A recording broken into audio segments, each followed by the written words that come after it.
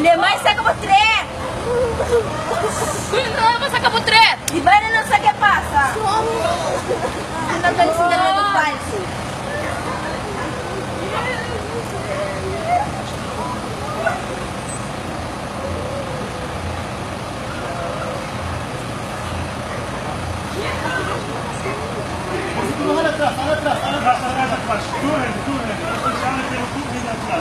Sí, para más o menos 5h20, melding da 30 via de central, que via ambulância, que não está bezig, auto lo mesra atropellar mucha de año.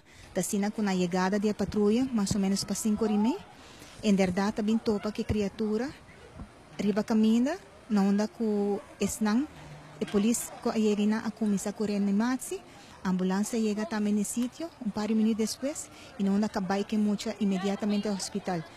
A polícia logra abrir caminho, todo caminho para chegar o mais possível, mais rápido possível, para mais ou menos 17h55, Dr.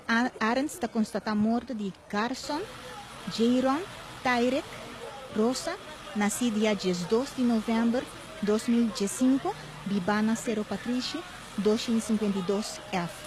Tasina ko ave e mucho aqui, lo mesra assim ano. Nosso corpo policial está mandando palavra de hope e força para a família. E por añadir também que o chofer aguarda que teste de viagem, ela suplacero e na onda para a investigação, a detener e a guarda também. Wati hope história a woki mas ne bosta waka ba police de especialista tráfico nante na onda com nanta baita hasi investigação passa em verdade kiko por a passa com pa kike mucho tawata riba caminda kiko por a passa na promi início ta bisa que auto lo mestre reverse pero nos não sa des mi honos wara investigação sali na clanto wa kiko em verdade